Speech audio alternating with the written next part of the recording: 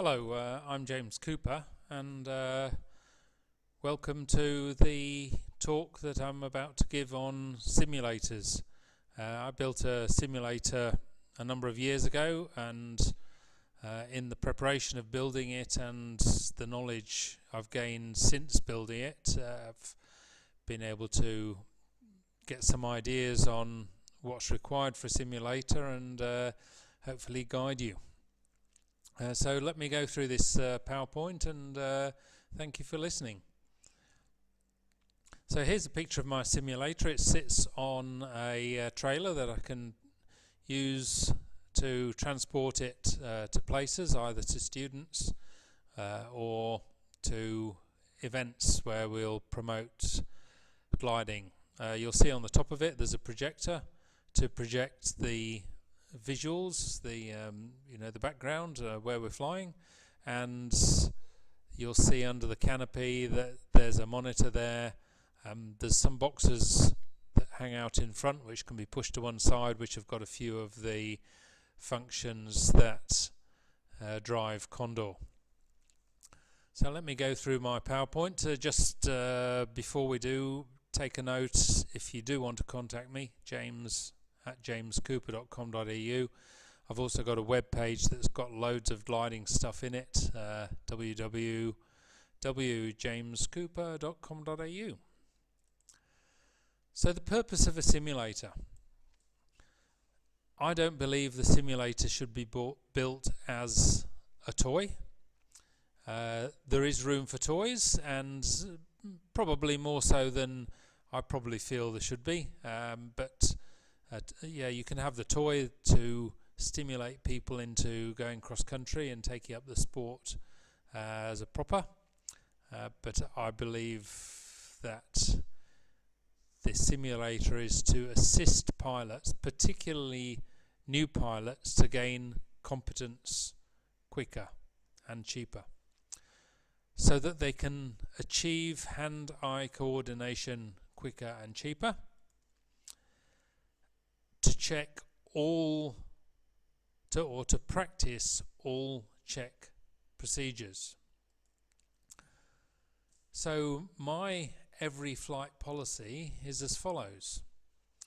So whenever I go flying and I prepare my glider for a flight, I do everything as I would do on a competition or a record-breaking day. So irrespective of whether I'm going for a local flight in the winter or a 300k flight because the weather's not so good, everything I do, I prepare the glider as if it's a record-breaking day. This way I never have an issue with forgetting anything in the flight. So with a simulator, the same policy should occur, but more thinking in every learning policy. Do everything as you would do on any flight you're about to commence in the simulator. So this goes for learning in the simulator. All our checks are followed by an action. For example, in our chaotic check, we have an H for harness, and we say harness, and we see that the harness is on, firm and secure. The C for canopy, shut the canopy and see that it's locked, so it's not just a word.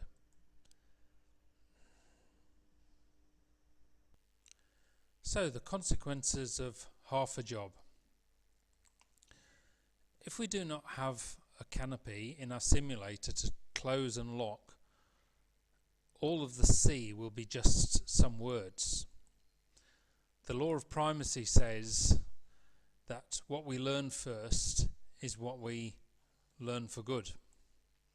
So if we learn in a simulator without a canopy, don't be surprised to find a student when in a real glider just says canopy and does nothing, or at least does not lock it.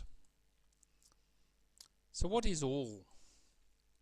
What are the big checks that so often are not completed and cost big dollars?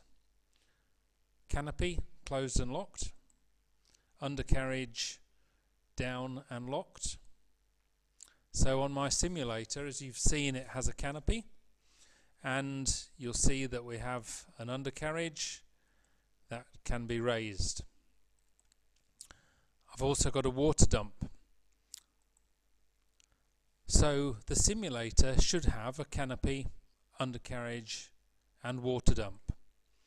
Otherwise, we're training our students to miss their checks. They'll just be saying canopy, undercarriage and water dump and won't be actually doing the action. What about the release?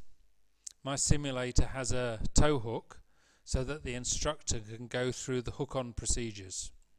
You'll see the instructor here asking the pilot to raise their paw and say that they want the small ring. But Kip is raising his paw to indicate he wants the small ring, but has not shut the canopy yet. So what else should be in the simulator? A parachute. Mine has a parachute. It has flaps. It has trim. What about getting into the simulator? A simulator should be able to have a DI. Why not train students in that?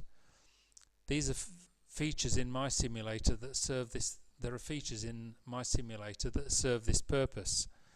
It has out-of-date seat belts. It has a purely secured battery, so a heavy battery with a couple of really skinny bolts. And okay, it has a wheelbarrow wheel that replaces the main wheel and chop strapped mat glassing in the seatbelt bar. What about the feel of the simulator?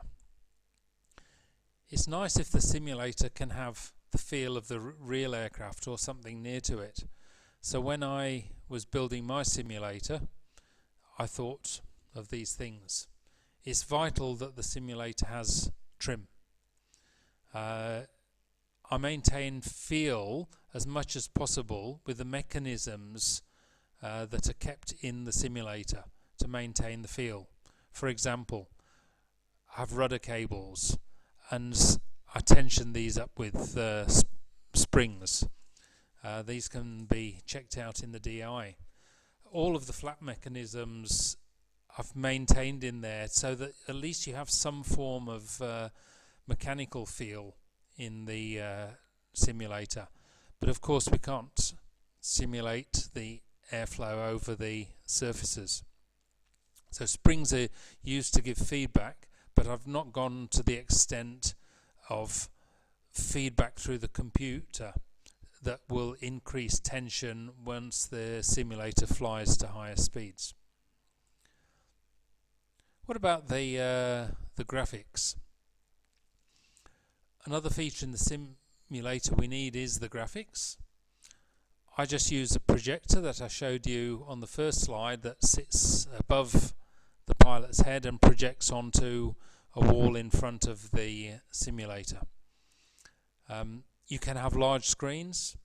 You can have these Google goggles which will give you full 360 degrees round the side and above and below vision. But I said earlier, the simulator, is it a training tool or a toy? For the latter, it would be really great to have good graphics, as good as you can get. But for training, really there's little need, provided that the pilot can see ahead where he's flying, see the tug aircraft, see the mountains and the thermals. That's all that he wants. So I have a simple projector.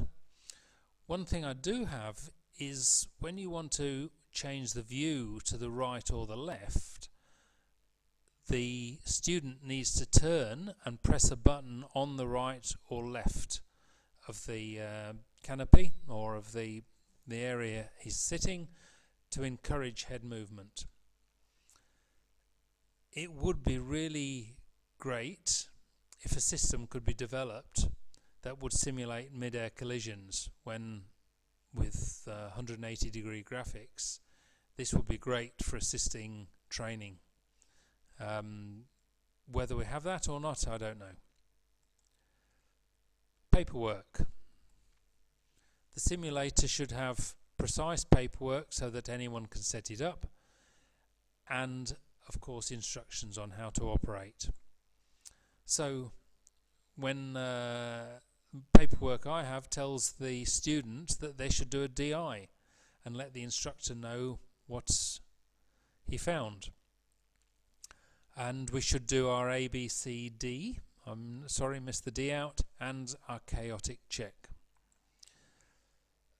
There should be instructions on how to start the computer, and there should be post-landing checks. Be aware that if the student has this in his or her home, and they've done the flight and they've done the first checks, landed the glider, they should have a post-landing check just to see that the canopy is locked, the undercarriage down, and the water has been dumped. And is the release rope released? Of course, it's so easy for the pilot flying Condor, when he sees the rope released from the tug, just to turn away. But has he physically done that action in the simulator? So where should the simulator operate? My simulator, as I've said, has been made so that it's transportable and could be taken into students' home to practice. It's narrow enough to push through doors, and you can project onto a screen on the garage wall or in the bedroom or lounge, wherever you choose to locate it. Time at the club is generally set aside for flying. The simulator is there to give added time and to save money. So a transportable simulator can also be taken to events.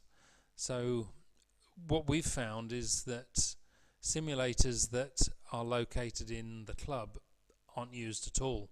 We have another club here in WA that has a simulator at the club. People go to the club to fly gliders, not to fly simulators.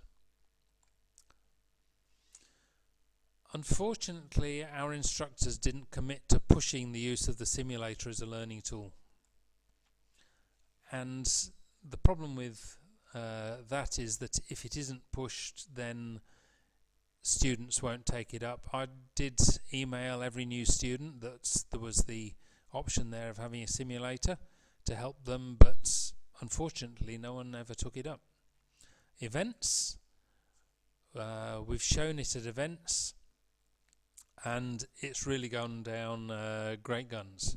But remember, when you're operating it and you're helping a student fly at an event, you need to know where the miracle button is, because so many of them will make a hash of the launch, so you can just press the miracle button and they're at 2,000 foot and enjoy themselves.